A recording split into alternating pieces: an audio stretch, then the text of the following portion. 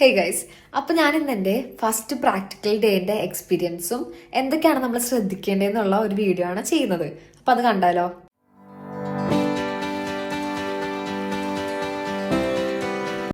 ഇത് ജസ്റ്റ് ഒരു എക്സ്പീരിയൻസ് മാത്രം പറയുന്ന വീഡിയോ അല്ല. കാര്യം ഞാൻ ചെയ്ത കുറെ മിസ്റ്റേക്സുകൾ പറയുന്ന ഒരു വീഡിയോ ആണ്.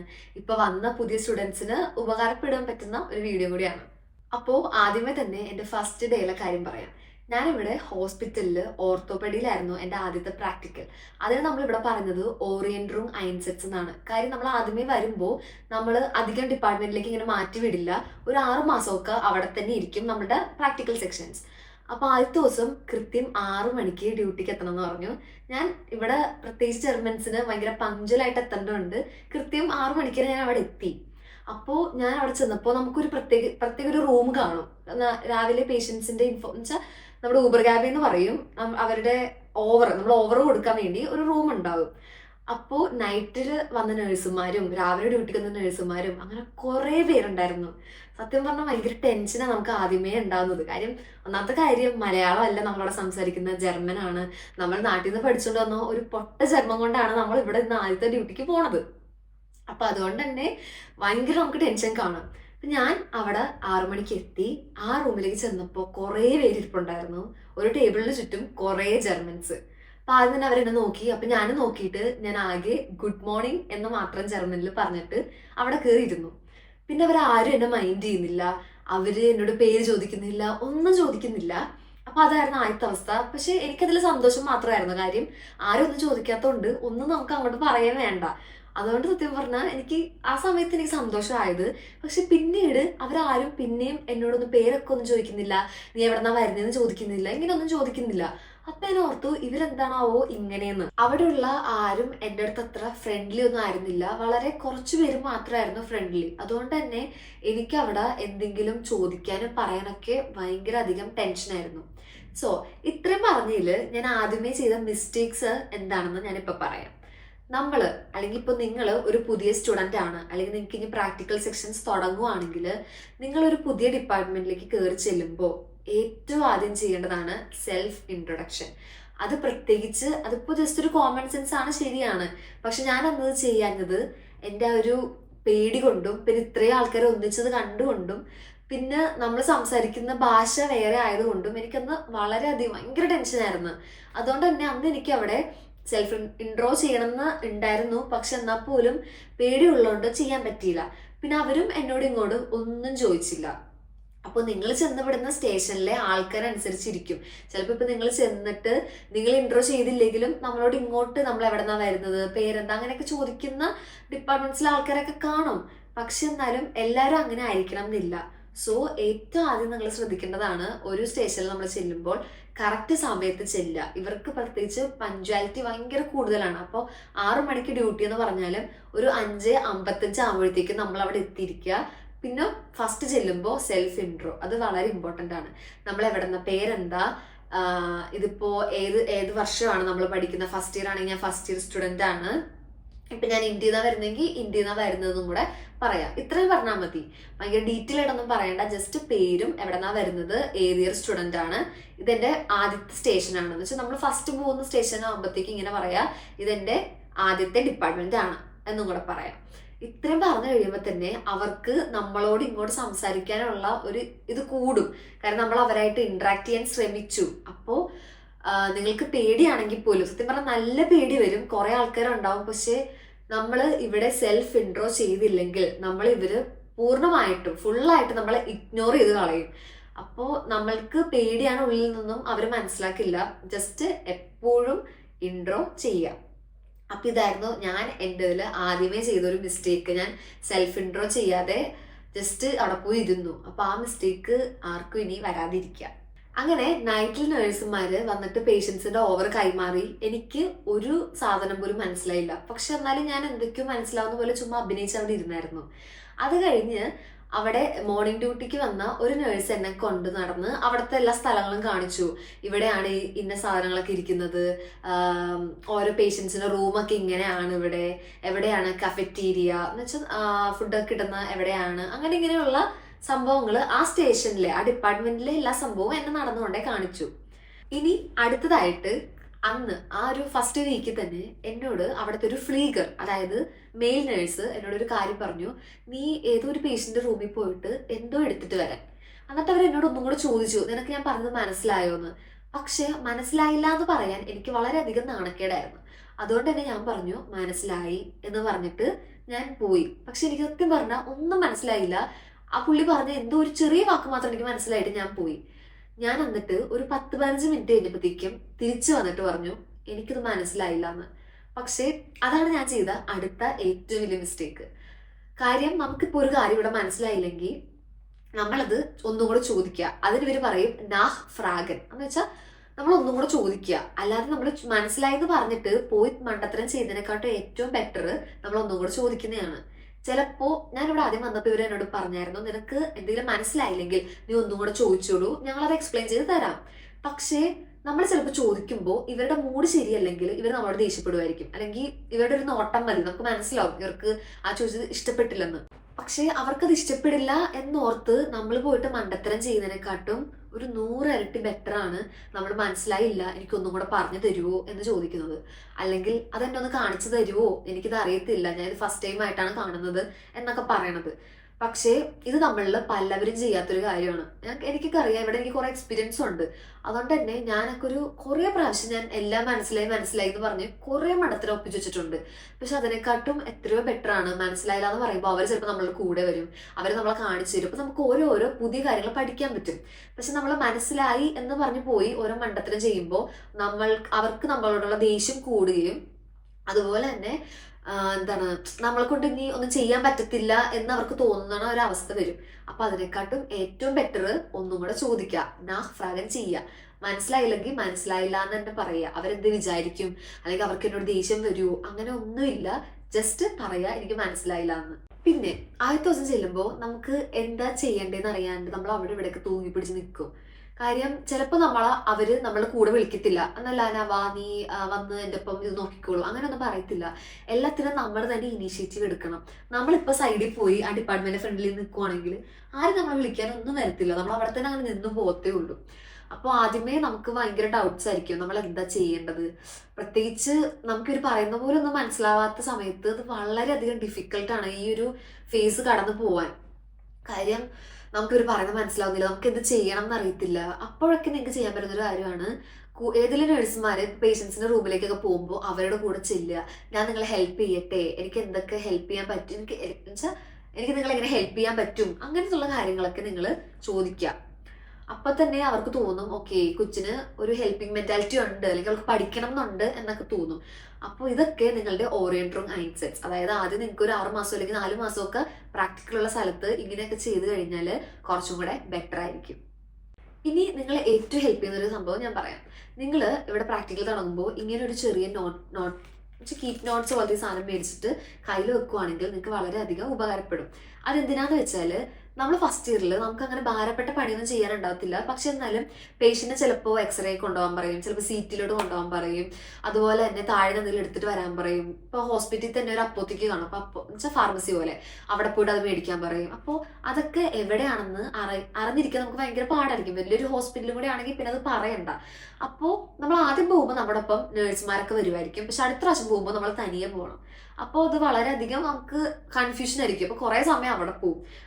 ആ സമയത്ത് നിങ്ങളിപ്പോൾ ആദ്യം പോകുമ്പോൾ തന്നെ അത് ഏത് ഫ്ലോറിലാണ്, അത് ഏത് ഡയറക്ഷനിലേക്ക് പോകുമ്പോഴാണ് ആ സ്ഥലം, അപ്പോൾ അവിടെയുള്ള എന്തെങ്കിലും ഒരു ചെറിയ മാർക്കിംഗ് കൂടെ മാർക്ക് ചെയ്ത് നിങ്ങൾ ഇങ്ങനെ ഒരു ബുക്കിൽ കരുതുവാണെങ്കിൽ അടുത്ത പ്രാവശ്യം നിങ്ങൾക്ക് പോകുമ്പോൾ കൺഫ്യൂഷൻ ഒന്നും ഇല്ല.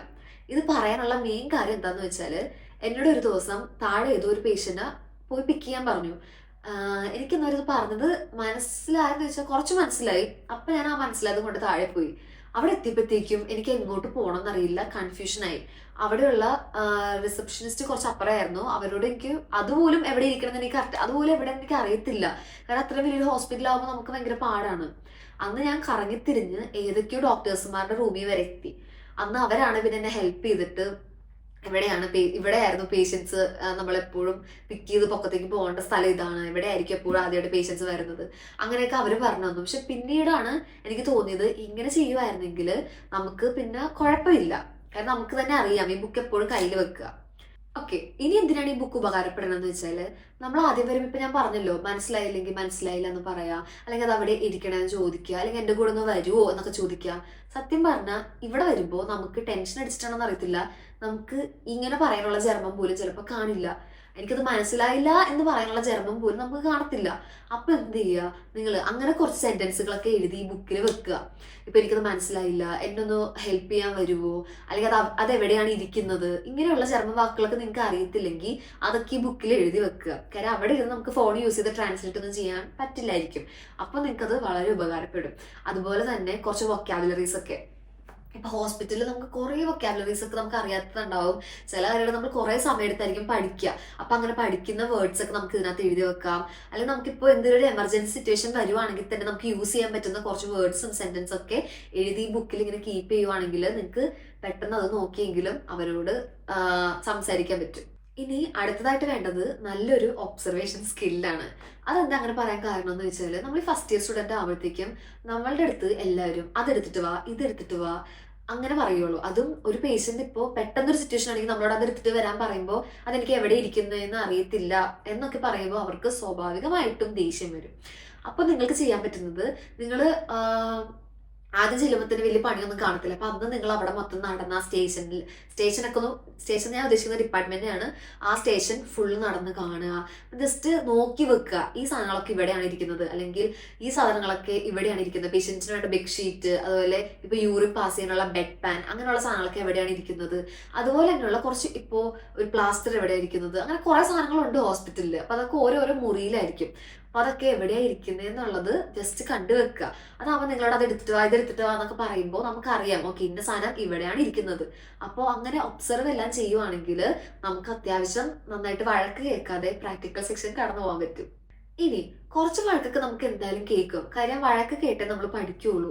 അപ്പോൾ ആ സമയത്ത് അധികം വിഷമിക്കേണ്ട കാര്യം ഉണ്ടെന്ന് വെച്ചാൽ വിഷമം വരും, ഭയങ്കര പേടിയായിരിക്കും. എനിക്ക് സത്യം പറഞ്ഞാൽ ഹോസ്പിറ്റലിലേക്ക് പോകുമ്പോൾ ഭയങ്കര ടെൻഷനായിരുന്നു.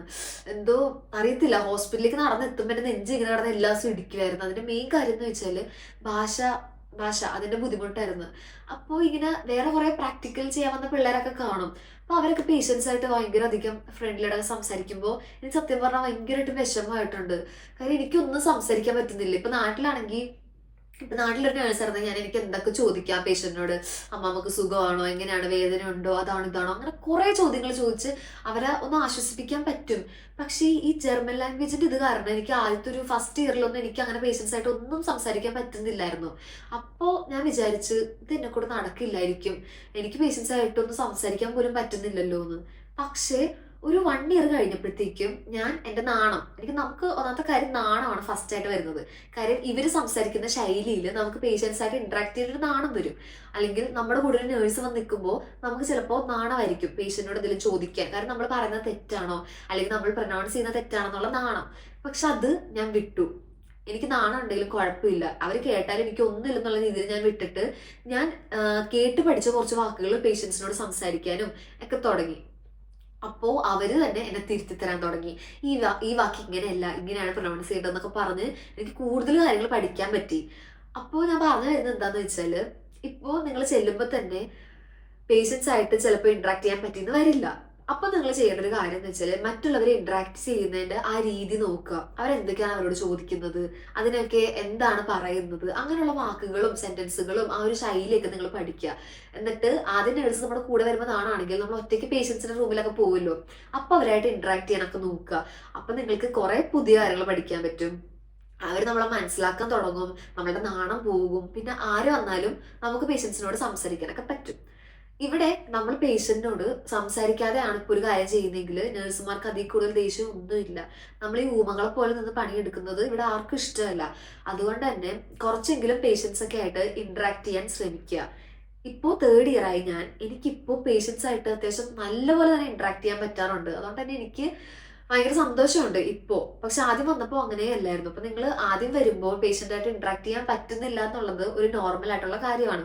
അല്ലെങ്കിൽ ഇത് എന്നെ കൊണ്ട് പറ്റില്ല, എനിക്ക് സംസാരിക്കൊന്നും പറ്റില്ലല്ലോ എന്ന് പറഞ്ഞ് നിങ്ങൾ വിഷമിക്കേണ്ട ആവശ്യമില്ല, അത് തനിയെ വരും. പക്ഷെ ആദ്യം നിങ്ങൾ അതിനു വേണ്ടി കുറച്ച് ഹാർഡ് വർക്ക് ചെയ്യണം. കാര്യം ഞാൻ നേരത്തെ പറഞ്ഞ പോലെ നാണം വിടുക, അവരോട് സംസാരിച്ച് ഇന്ററാക്ട് ചെയ്യാൻ ശ്രമിക്കുക. അപ്പോഴത്തേക്കും ഒരു ഫസ്റ്റ് ഇയർ ഒരുമാതിരി ഒരു 6 മാസമൊക്കെ ആകുമ്പോൾ തന്നെ ഒരു ഇച്ചിരി കൂടെ ബെറ്റർ ആവാൻ തുടങ്ങും. ഈ ഒരു വീഡിയോ ഇപ്പൊ തന്നെ എനിക്ക് ഇടാൻ തോന്നിയത് എന്താന്ന് വെച്ചാല്, ഇപ്പൊ കുറെ പുതിയ പിള്ളേരൊക്കെ പ്രാക്ടിക്കലിന് തുടങ്ങാൻ പോകുന്ന സമയമായിരിക്കും. അപ്പോഴത്തേക്കും ഈ സെൽഫ് ഇൻട്രൊഡക്ഷൻ്റെ ഒക്കെ ഇമ്പോർട്ടൻസ് നമ്മൾ ഓർക്കും. ഇതൊക്കെ ഇത്ര വലിയ കാര്യമാണ്, ഇത് പറഞ്ഞില്ലെങ്കിൽ എന്താ, അങ്ങനെയൊക്കെ നമ്മൾ ഓർക്കും. പക്ഷേ നമ്മളുടെ ഫസ്റ്റ് ഇംപ്രഷനാണ് ബെസ്റ്റ് ഇംപ്രഷൻ എന്നല്ലേ പറയുന്നത്. അതവിടെ പോയി കഴിഞ്ഞാൽ പിന്നെ അവർക്ക് നമ്മളോട് ഒരു ഇൻട്രസ്റ്റ് കുറവായിരിക്കും. ഞാനിപ്പോൾ ഒരു എക്സാമ്പിൾ പറയുകയാണെങ്കിൽ, ഇപ്പം ഞാൻ തേർഡ് ഇയർ ആയി. ഞാൻ ഈ പുതിയ ഡിപ്പാർട്ട്മെന്റിൽ, ഇപ്പം എനിക്ക് കാഷ്വാലിറ്റിയിലാണ് വർക്ക്. ഞാൻ ഈ പുതിയ ഡിപ്പാർട്ട്മെന്റിൽ ജോലിക്ക് വെച്ചാൽ ഫസ്റ്റ് ഡേ പോയപ്പോൾ ഞാൻ എല്ലാവരുടെ അടുത്തും പറഞ്ഞു, ഇഷ്പിൻ ലാന, ഇഷ്പിൻ ദ്രിട്ടസിലറി ആസൂബി. അങ്ങനെ ഞാൻ ലാസ്റ്റ് ആയിട്ട് വർക്ക് ചെയ്തത് ഓങ്കോളജിയിലായിരുന്നു. അങ്ങനത്തെ കാര്യങ്ങളൊക്കെ നേഴ്സുമാരോട് പറഞ്ഞു. അപ്പോൾ ആ നേഴ്സിനോട് പറഞ്ഞത് എന്താണെന്ന് വെച്ചാൽ, ഓക്കെ, ഇനി നീ പുതിയതായിട്ട് കാണുന്നു കാര്യം, ഒരു ദിവസം നമ്മൾ പോകുമ്പോൾ ആദ്യം കുറച്ച് നേഴ്സുമാരെ കാണത്തുള്ളൂ, പിന്നെ ഉച്ചയ്ക്ക് വേറെ ആൾക്കാർ വരും, പിറ്റേ ദിവസം വേറെ ആൾക്കാർ വരും. അവരൊക്കെ കാണുമ്പോൾ നീ നിന്നെ ഇൻട്രൊഡ്യൂസ് ഇതുപോലെ ചെയ്തില്ലെങ്കിൽ അവർ നിന്നെ ഫുള്ളായിട്ട് ഇഗ്നോർ ചെയ്ത് കളയുമെന്ന് അവരെന്നോട് പറയുക. അപ്പൊ ഞാൻ ഓർക്കുമായിരുന്നു, ഞാൻ ഇത്രയും പറഞ്ഞിട്ടും പോലും അവരത് എന്നോട് ഒന്നും കൂടി വാൺ ചെയ്യുക, നീ ഇവിടുത്തെ ഡോക്ടേഴ്സിനെ കാണുമ്പോഴും നേഴ്സസിനെ കാണുമ്പോഴും ഇൻട്രോ ചെയ്യണം. പക്ഷേ ഇവിടെ ഒരു പ്രശ്നം എന്താണെന്ന് വെച്ചാൽ, നമ്മളിപ്പോൾ പുതിയതായിട്ട് ഒരു നേഴ്സിനെ കാണുന്നു, അവര് പല കാര്യങ്ങളിൽ ബിസി ആയിട്ട് നടക്കുമായിരിക്കും. അപ്പൊ നമ്മൾ വിചാരിക്കും, ഇപ്പൊ പോയി പറയണ്ട, പിന്നെ ആവട്ടെ എന്ന് പറഞ്ഞ് നമ്മൾ നിൽക്കും. പക്ഷേ അവരത് നമ്മളെ നോട്ടീസ് ചെയ്യുന്നുണ്ടാവും. അപ്പൊ അവര് പറയുന്നത് ഞാൻ അവരോട് ചെന്ന് ഇൻട്രൊഡ്യൂസ് ചെയ്തില്ല. പക്ഷെ എന്റെ ഭാഗത്ത് നോക്കുമ്പോൾ ശരിയാണ്, അവരവിടെ തിരക്കായിരുന്നു, അവര് പേഷ്യൻസ് ആയിട്ട് അവിടെ സംസാരിക്കുമായിരുന്നു. അതിന്റെ ഇടയിൽ കയറി എനിക്ക് ചെല്ലാൻ താല്പര്യമില്ല. പക്ഷെ എന്നാലും ഒരു ചെറിയ സമയം കിട്ടുമ്പോൾ ചെന്നവരോട് പേരും കാര്യങ്ങളൊക്കെ പറഞ്ഞില്ലെങ്കിൽ ഇവർക്ക് പിന്നെ ഇവര് മൈൻഡ് ചെയ്യത്തില്ല. അപ്പോൾ അങ്ങനെ ഈ കഴിഞ്ഞ ദിവസം കൂടെ ഇത് ഞാൻ ഒന്നും കൂടെ കേട്ടപ്പോഴാണ് ഞാനിത് പെട്ടെന്ന് തന്നെ ഇങ്ങനെ ഒരു വീഡിയോ എടുത്തിടാന്ന് ഓർത്തത്. കാരണം കുറെ പിള്ളേർ പുതിയതായിട്ട് പോയവരുണ്ടാവും, അല്ലെങ്കിൽ ഇതുവരെ ഇൻട്രൊഡ്യൂസ് ചെയ്യാതെ നിന്നവരൊക്കെ ഉണ്ടാവും. ഇനി നിങ്ങളൊരു പുതിയ ഡിപ്പാർട്ട്മെന്റിൽ പോകുമ്പോൾ മസ്റ്റായിട്ടും ഈ കാര്യങ്ങളൊക്കെ ചെയ്യുക. അപ്പൊ തന്നെ കുറച്ചൊക്കെ കാര്യങ്ങൾ സെറ്റ് ആവും. ജസ്റ്റ് ഒന്നും കൂടെ എല്ലാം പറയാം. ഇൻട്രോ, ആക്റ്റീവായിട്ട് ഇരിക്കുക, ഒന്നും കൂടെ ചോദിക്കുക, ഒബ്സർവേഷൻ, അതൊക്കെ പഞ്ച്വാലിറ്റി, ഇതൊക്കെ ചെയ്ത് കഴിഞ്ഞാൽ തന്നെ അത്യാവശ്യം സ്മൂത്ത് ആയിട്ട് നിങ്ങളുടെ പ്രാക്ടിക്കൽ സെക്ഷൻസ് പോകും. ഇനി നിങ്ങൾക്ക് ഇവിടുത്തെ പ്രൊബേഷൻ സൈറ്റിനെ പറ്റിയൊക്കെ അറിയണമെങ്കിൽ കമന്റ് ചെയ്യുക. അങ്ങനെയാണെങ്കിൽ ഞാൻ അടുത്തതായിട്ട് ആ ഒരു വീഡിയോ ചെയ്യാം. വീഡിയോ കുറച്ച് പേർക്കെങ്കിലും ഉപകാരപ്പെട്ട് കാണുമെന്ന് ഞാൻ വിശ്വസിക്കുന്നു. അപ്പോൾ നിങ്ങൾക്ക് ഇത് ഇഷ്ടമായെങ്കിൽ ലൈക്ക് ചെയ്യുക, ഷെയർ ചെയ്യുക, സബ്സ്ക്രൈബ് ചെയ്യുക. അപ്പോൾ നെക്സ്റ്റ് വീഡിയോയിൽ കാണുന്നവരെ ബൈ ബൈ.